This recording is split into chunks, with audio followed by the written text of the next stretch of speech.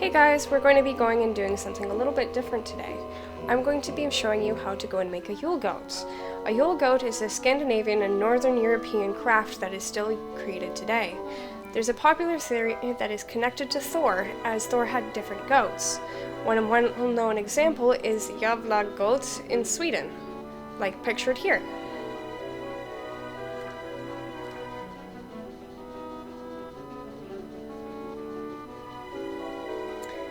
Traditionally, this is made with straight wheat sheaves, but unfortunately this isn't exactly available to everyone, so I ended up using a straw wreath. You're also going to need some ribbon, some scissors, and some string for going and tying everything up.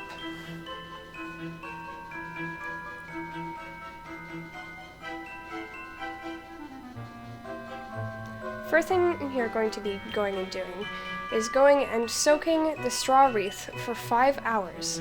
This goes and allows it to be able to be more malleable, and you're going to be making sure that you use hot water for going and doing this. As you can see, I had a little helper going and checking in what I was doing.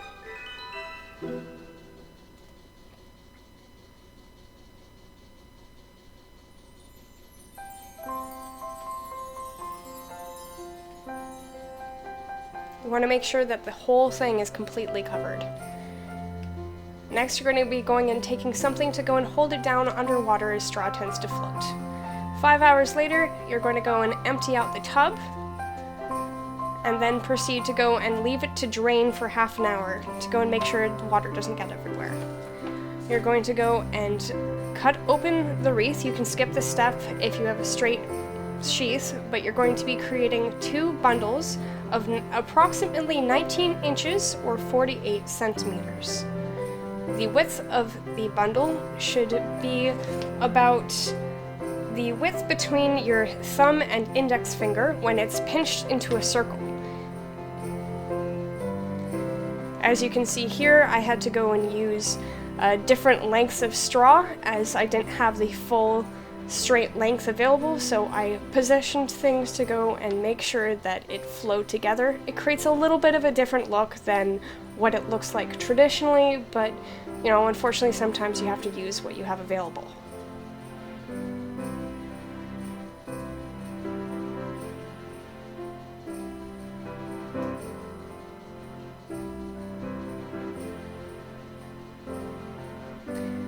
Also, don't get frustrated if you're finding that the string is breaking or if things are slipping out of place. This is the 3rd time that I went and made this, and it was a little tricky sometimes, but you know, it's well worth it.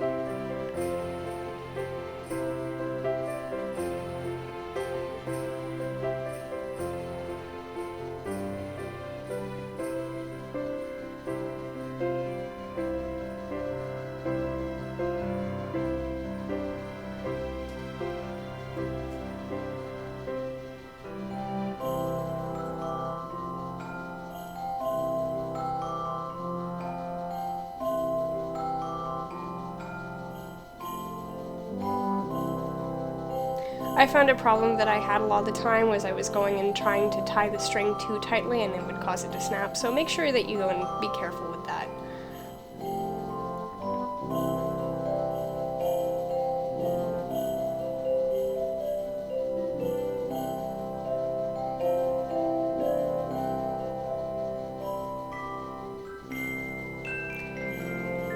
I found that after I went and tied the first section of the bundle, it was a little easier to go and get things to kind of flow together.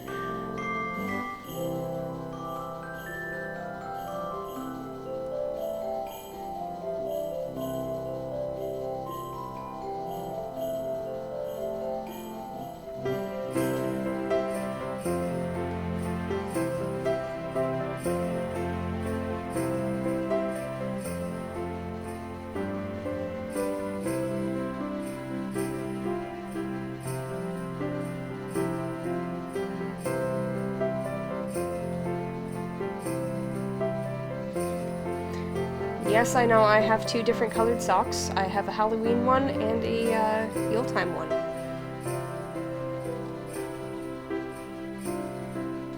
There's nothing wrong with jack-o'-lanterns.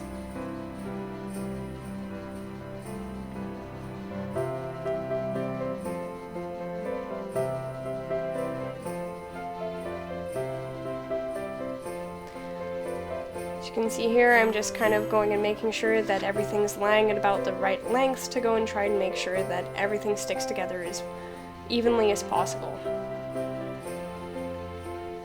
Sometimes it can be a little difficult to go and get the right width everywhere, but if it's approximately about the same size, then it generally works. It doesn't have to be perfect.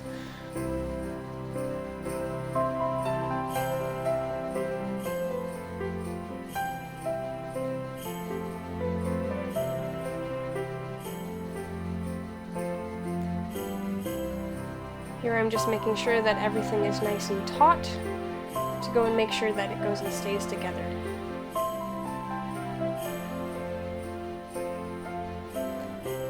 I just went and checked that it was the 19 inches, or about so, and then once you go and make sure that's the right length, you go and trim it to size.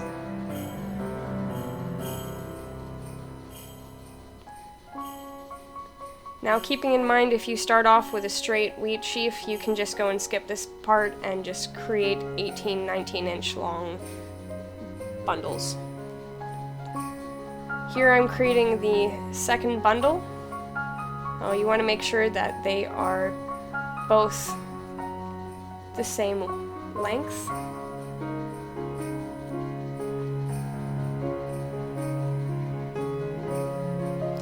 Interestingly, I went and picked up these wreaths from the dollar store, so they were fairly inexpensive,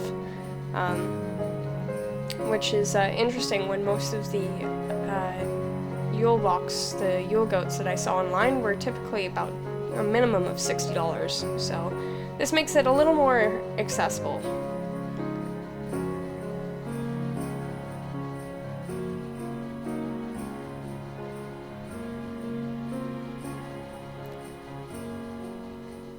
Luckily, with the second wreath, the straw came out to about 19 inches on its own, so...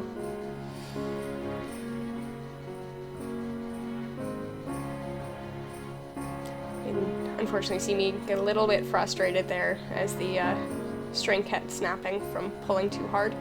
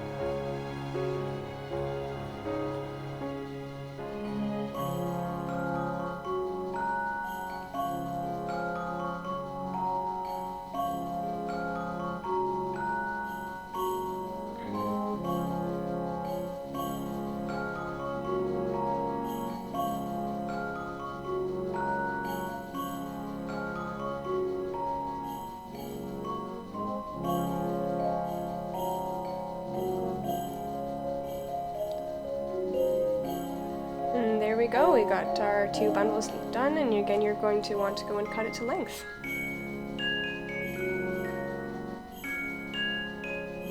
There we go. So next, what you're going to want to do is separate one bundle into 3 different sections. You've got on either side the legs and in the middle of the torso.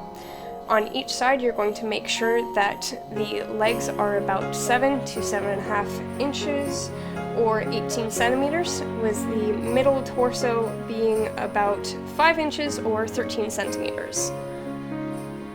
You can just go and reposition the string, but once you have everything measured out and it looks about right to you, then you're going to be wanting to take one section of leg, taking it and going and dividing it into half, and making sure you leave a little bit out to go and create a tail. So typically I went and tied 2 strings, one at the top and one at the bottom, to go and make sure that it stayed together as much as possible. And with the tail, you can go and braid it. Unfortunately, with this one, I didn't have enough material that was left there, so it kind of created just a little bit of a stub. But It's fairly straightforward.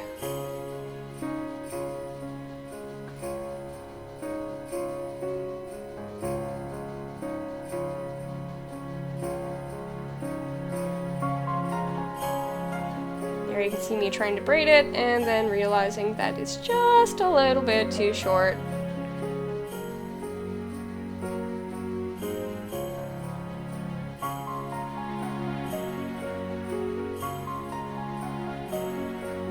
So in the end, I just went and tied it separately and just decided to decorate it with ribbon later.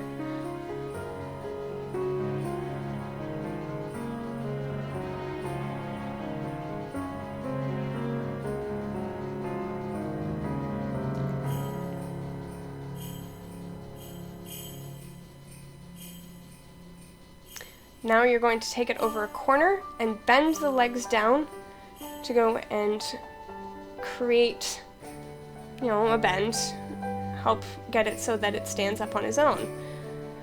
When you're doing this, you're going to find, if you've gone and used a wreath for it, you're going to find that there's some straw that's going and sticking out of it, or where there might be weak points, and you can just go and tidy it up by either going and cutting those pieces of straw, or going and tying the string in a different space to go and create different areas of tension.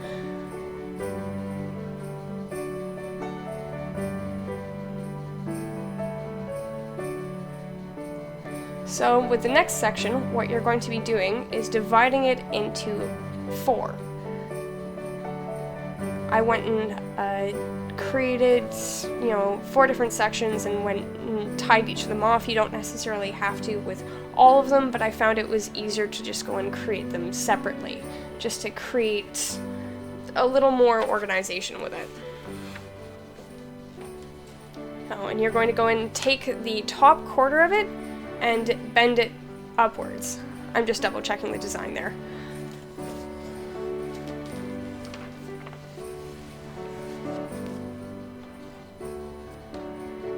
And again, with the legs, I went and tied a piece of string at the top towards where the bend's going to be and at the bottom.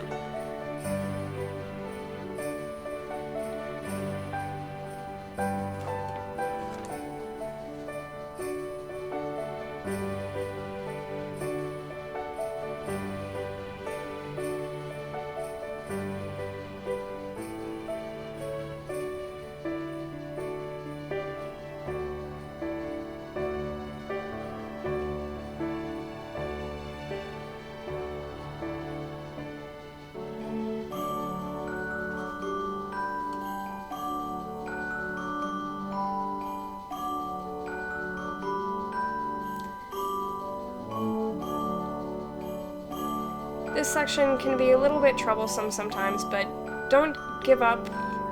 You can take as long as you need to go and play with it. I mean, the whole process for going and creating this took about 2 hours for me, but it's really not too difficult. It's just figuring out how things work.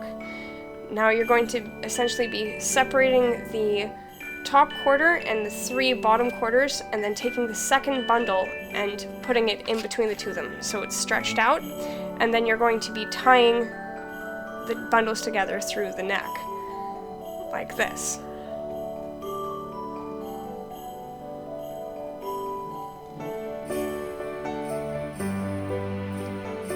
And again, the string broke.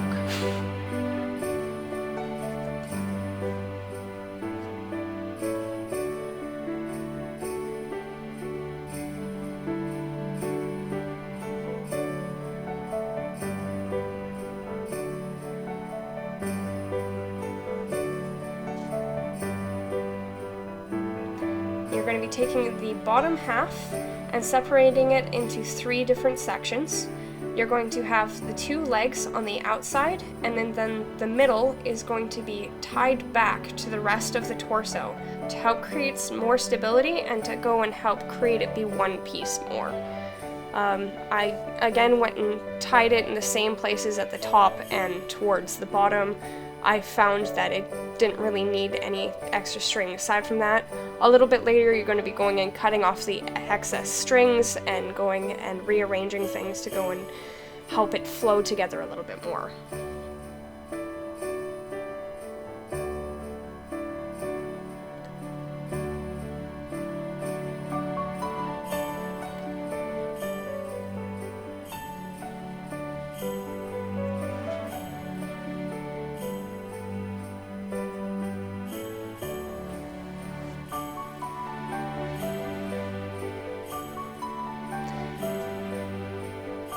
after you have the legs tied out, you're going to be pulling that torso back.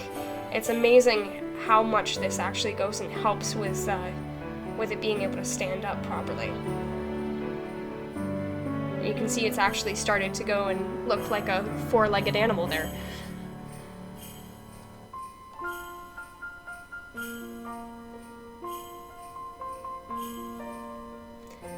Now, everything that's in this is biodegradable, I mean, aside from the ribbon, but if you wanted to, you can go and leave off the ribbon.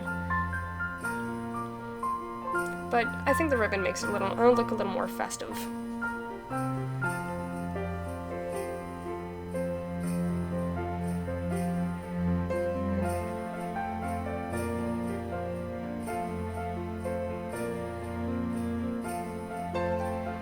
And while this whole time's going on, you're going to be wanting to make sure you're cutting the strings that you're tying shorter, just to make sure that there isn't too many strings everywhere and you get messed up with it.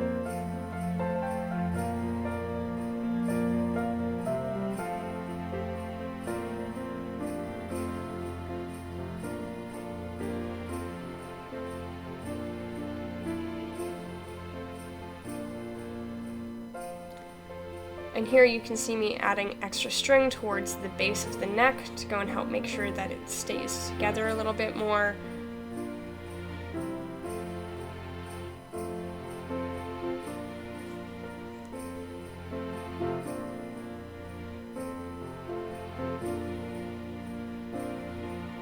And here you can see it's starting to really take shape. Ta-da!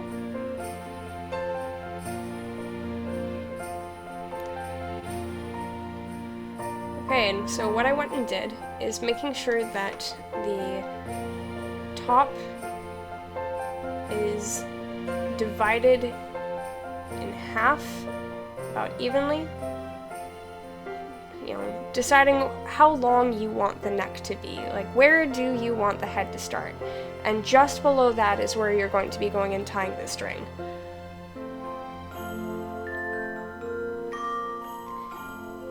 You're going to want to make sure that this particular string is tied up well, because there's going to be a lot of tension on this section.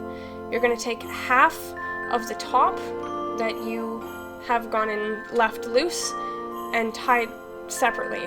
You're going to be bending this section down to go and create the head. And you're going to be bending both sections down, but this makes it a little bit easier to go and have it keep its shape, and otherwise it can just end up kind of losing the tension that keeps the head downwards.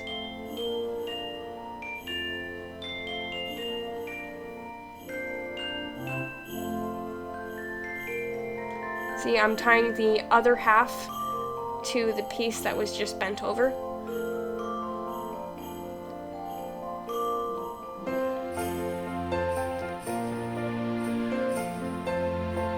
Again, this is going and taking two pieces of string, one towards the top where the neck joint is, and one towards the end, whereabouts you want the end of the snout to be. It's up to you how long you want the face to be, but I find it tends to be like a little bit better on the shorter side. You can kind of gauge on how it's looking for you.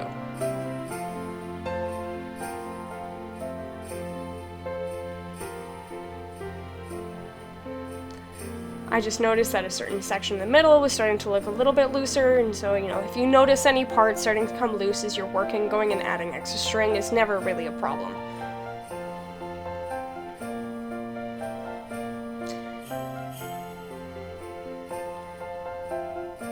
It's at this point here that I decided that the neck needed to be have a little bit more tension to it, as that it was starting to fall forward.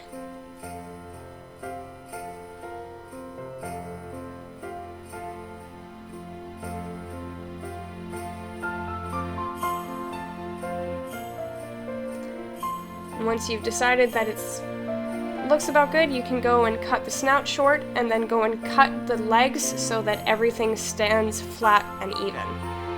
And that's the main body of the Yule goat.